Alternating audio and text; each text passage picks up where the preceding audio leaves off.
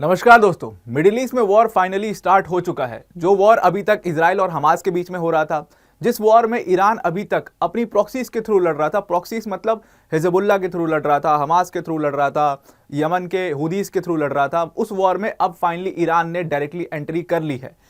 इस वॉर के बारे में जो जानकारी है वो पहले ही इजराइल और यूएस को मिल चुकी थी।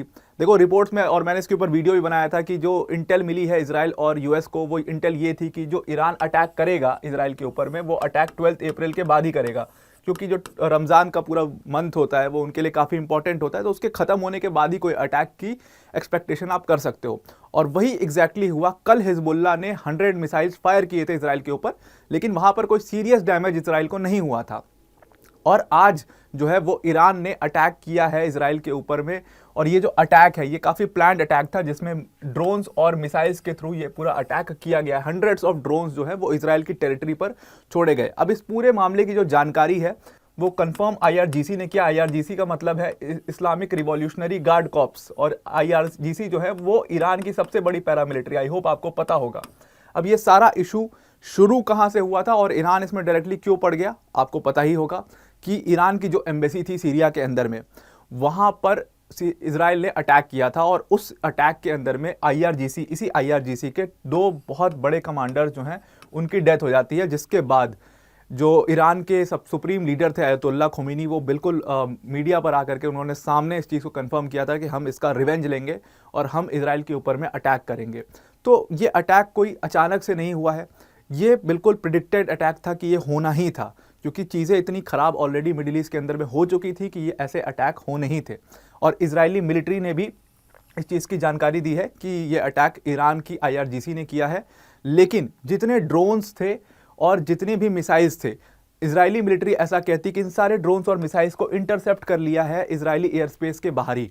मतलब अपना, जैसे कल हम बात कर रहे थे कि इजराइल के डिफेंस सिस्टम कैसे काम करेगा, क्या होगा, कैसे ईरान अटैक करेगा, तो ईरान ने जो ये अटैक किया है आप इसको फुल फ्लेजेड अटैक नहीं मान सकते हो, बिकॉज यहाँ पर कुछ ही ड्रोन्स और कुछ ही मिसाइल से अटैक किया गया है। वो हमास वाला जो हमने अटैक देखा था ना, कि जिसमें 5000 मिसाइल्स एक बार में हमास ने छोड़ दी थी, जिससे इजराइल का काफ़ी सिविलियंस का भी काफ़ी नुकसान हुआ था, वैसा कुछ अटैक ईरान ने नहीं किया है।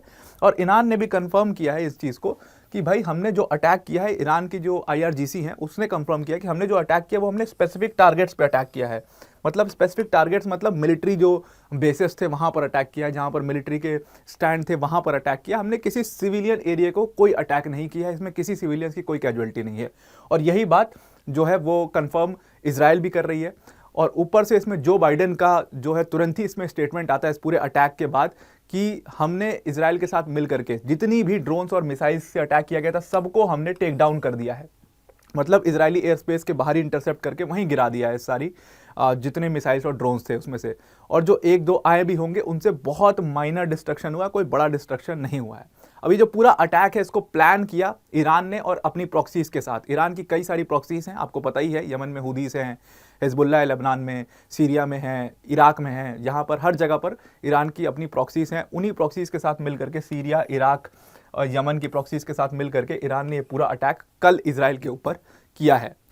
अब इस पूरे अटैक पर आईडीएफ के जो स्पोक्स पर्सन है हगारी, उन्होंने बोला है कि कोई भी ऐसी कैजुअलिटी नहीं हुई है, बहुत माइनर डैमेज हुआ है, क्योंकि मोस्ट ऑफ द मिसाइल्स को बाहर ही इंटरसेप्ट कर लिया गया था। लेकिन इजराइल की जो एम्बुलेंस सर्विस है उन्होंने एक बेदूनी गर्ल के घायल होने की खबर बताई है कि जो डेब्रिस गिरा है, जिसकी वजह जो मिसाइल अटैक हुआ है, जिसकी वजह से बिल्डिंग के डेब्रिस जो हैं उससे, उसकी वजह से एक जो माइनर गर्ल थी उसको चोट लगी है। ये एक मात्र जो है सिविलियन कैजुअलिटी की बताई जा रही है, लेकिन इसमें भी माइनर हर्ट हुआ है उस लड़की को, कोई ऐसा मेजर हर्ट नहीं हुआ है। तो आप मान के चल सकते हो कि आईआरजीसी ने जो अटैक किया है वो कहीं भी किसी भी सिविलियन के ऊपर नहीं किया है, वो स्पेसिफिक टारगेट्स पे किया है। वो खुद भी कंफर्म कर रहे हैं और इजरायली मिलिट्री भी सेम चीज़ कंफर्म कर रही है। नाउ इसका रिएक्शन क्या होगा? ये अटैक तो हो गया, अब देखो इसका रिएक्शन क्लियर है। इजराइल तो रिटेलिएटरी अटैक 100% करेगा, that is for sure. But अब देखना यह है कि इसमें इजराइल की जो एलाइज हैं, इजराइल की एलाइज है, सबसे बड़ी एलाई है यूएस, ब्रिटिश, उनके साथ साथ फ्रांस, ये सारे कंट्रीज़ क्या इसमें स्टेप लेती हैं। अब देखो यूएस के प्रेसिडेंट जो बाइडेन जो है उनका क्लियर कट इसमें अपना टिप्पणी आ चुकी है। उन्होंने कहा है कि मैं G7 की कंट्रीज़ के जो लीडर्स हैं उनसे बात करूंगा और हम डिप्लोमेटिक जो एक्शन है वो लेने की कोशिश करेंगे ईरान के ऊपर में। अब डिप्लोमेटिक एक्शन का मतलब आप समझ रहे होंगे। डिप्लोमेटिक एक्शन का मतलब है कि हम जो है सैंक्शंस लगा देंगे ईरान के ऊपर में और ईरान को आइसोलेट करने की पूरी कोशिश करेंगे। अब लेट्स सी वो कैसे ये सारी चीज़ें करते हैं। जैसे सेम उन्होंने रशिया के साथ कोशिश करी, वही कोशिश वो ईरान के साथ में करेंगे। Now this is very interesting. जब ये ईरान के साथ सेम कोशिश करेंगे तो Iran is a very good ally to Russia. और एक आप देख लो खुद सामने सामने 2 पावर ब्लॉक्स बनते हुए यहाँ पर साफ साफ नज़र आ रहे हैं। और ऐसा अगर होता है, 2 पावर ब्लॉक्स बन जाते हैं, तो ये जो पूरा इशू है मिडिल ईस्ट का, ये अब समझ लो आप यूरोप तक भी पहुंच जाएगा और ये काफ़ी बड़ा हो जाएगा। अभी भी देखो आप किस तरीके से धीरे धीरे धीरे धीरे इसमें कई लोग इन्वॉल्व हो चुके हैं और पूरा मिडिल ईस्ट अब जल रहा है इस पूरे वॉर के अंदर में। बेंजामिन नेतन्याहू का इसमें स्टेटमेंट आया था, अभी ईरान ने अटैक किया भी नहीं था, उससे पहले ही देखो इन लोगों को सारी इंटेल मिल जाती है, तो उससे पहले ही बेंजामिन नेतन्याहू ने साफ कहा था कि हम डिफेंसिवली और ऑफेंसिवली दोनों तरीके से हम तैयार हैं। जैसा स्टेट ऑफ इजराइल पर अटैक होगा उसी का रिटेलिएशन करेगा स्टेट ऑफ इजराइल। और स्टेट ऑफ इजराइल की जो डिफेंस सिस्टम है वो पूरी अपनी फुल कैपेबिलिटी पर हमने इंस्टॉल कर दिए हैं, तो कोई भी अटैक होता है उसको हम इंटरसेप्ट कर लेंगे और इन्होंने इंटरसेप्ट कर भी लिया। अब इसमें इंडिया का स्टैंड क्या है? ना इंडिया ने इजराइल के फेवर में कुछ बोला है, ना इंडिया ने ईरान के फेवर में कुछ बोला है, बिकॉज इंडिया के लिए ईरान और इजराइल दोनों एक इंपॉर्टेंट कंट्रीज हैं, दोनों से अच्छे रिलेशंस हैं। तो हमारी मिनिस्ट्री ऑफ एक्सटर्नल अफेयर्स ने प्रॉपर एक स्टेटमेंट जारी किया है। स्टेटमेंट में मिनिस्ट्री ऑफ एक्सटर्नल अफेयर्स ने बताया है कि हम बहुत ज़्यादा कंसर्न है इस पूरी जो वेस्ट एशिया की सिचुएशन है उसको लेकर के हम काफ़ी ज़्यादा कंसर्न है, हमारी मिनिस्ट्री ऑफ एक्सटर्नल अफेयर्स ने कहा है। और इजराइल और ईरान के बीच में जो ये पूरा टेंशन चल रहे हैं इसको अब डी एस्केलेट करना चाहिए, क्योंकि अब आपने अटैक करना शुरू कर दिया है तो ये चीज़ें काफ़ी ज़्यादा बढ़ सकती हैं, इसमें कई सारी सिविलियन कैजुअलिटीज़ हो सकती है।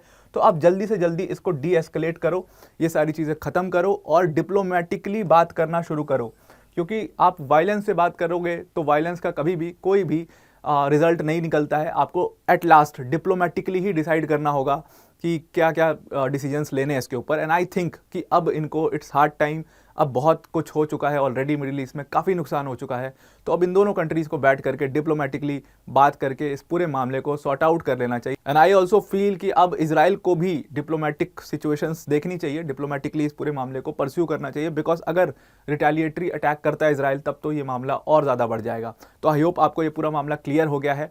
सो आज के लिए इतना ही। Thank you and have a nice day.